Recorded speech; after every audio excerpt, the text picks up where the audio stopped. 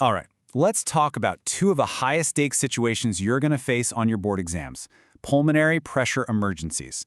You know the ones, the questions where one wrong click, one bad decision, and it's game over. Well, today, we're going to make sure that doesn't happen. We are going to absolutely seal the logic for you. I want you to think about the lung like this. It's a high-performance, pressure-sealed engine. Now, if that seal breaks, the whole system just collapses.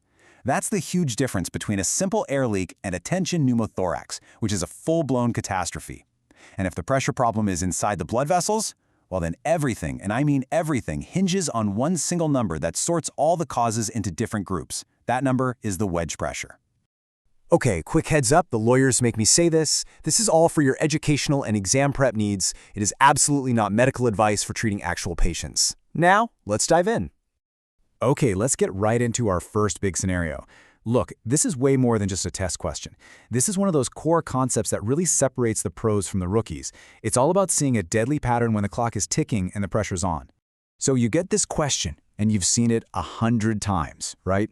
A patient can't breathe, their blood pressure is in the tank, it's 70/40, their neck veins are bulging out, that's your JVD, and when you listen, nothing. The right lung has gone completely silent. The intern's gut reaction is, get me a stat chest x-ray. But is that the right call? Is that what's going to save this person's life? No, not just no, but absolutely not. This is one of the biggest and most dangerous traps on the entire exam. Waiting for that x-ray is a fatal mistake, both for your patient and for your score. And why? It's simple. The patient does not have time. What you're looking at is a tension pneumothorax. Air is getting into the chest cavity, but it can't get out.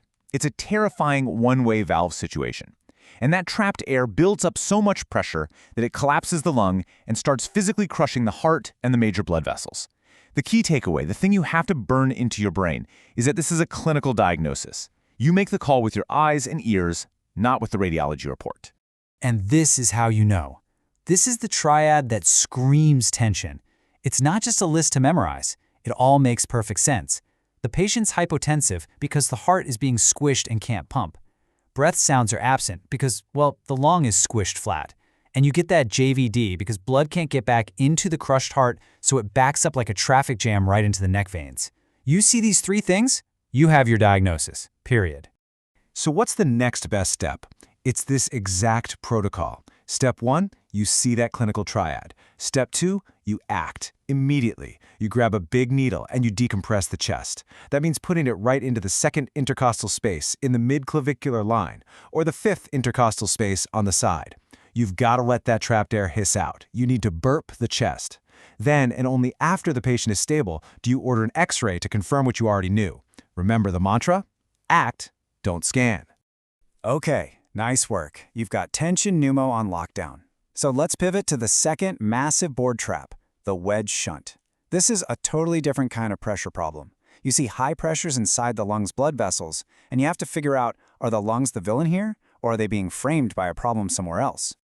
So imagine the question. They give you a bunch of numbers from a Swan-Ganz catheter, and the big one jumping off the page is a crazy high pulmonary artery pressure. Now, your first impulse, your reflex, might be to think, oh, the vessels in the lungs are clamped down. Let's open them up with a vasodilator. But jumping to that conclusion can be a disaster. You could literally flood the patient's lungs. Before you even think about a treatment, you have to look for one single master number. This is the key. This number is your fork in the road. It's 15 millimeters of mercury for the pulmonary capillary wedge pressure, or PCWP. This one little number tells you the entire story. And here it is. This is the wedge shunt logic. If that wedge pressure is low, less than 15, it means the problem is in the lungs. The pulmonary arteries themselves are the issue. That's your group 1 pulmonary hypertension, and yep, vasodilators are the right move. But if that wedge pressure is high, over 15, the problem isn't the lungs at all. The problem is the left heart. It's failing, and blood is backing up into the lungs. That's group 2.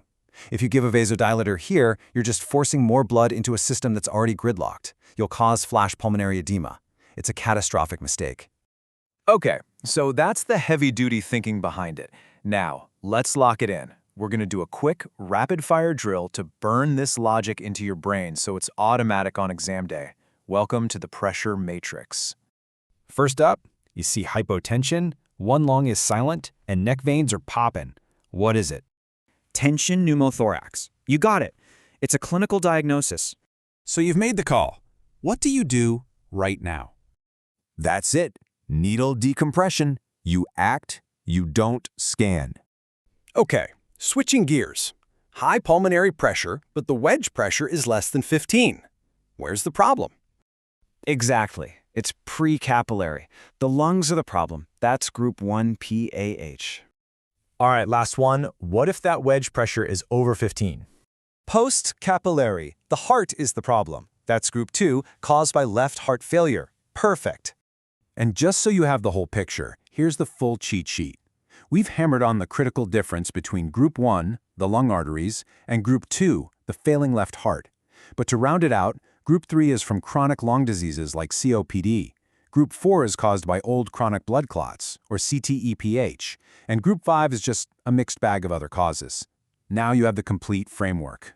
And just like that, the logic is sealed. You now have the keys to dismantle 2 of the most failed questions on the boards. For tension, you act, you don't scan.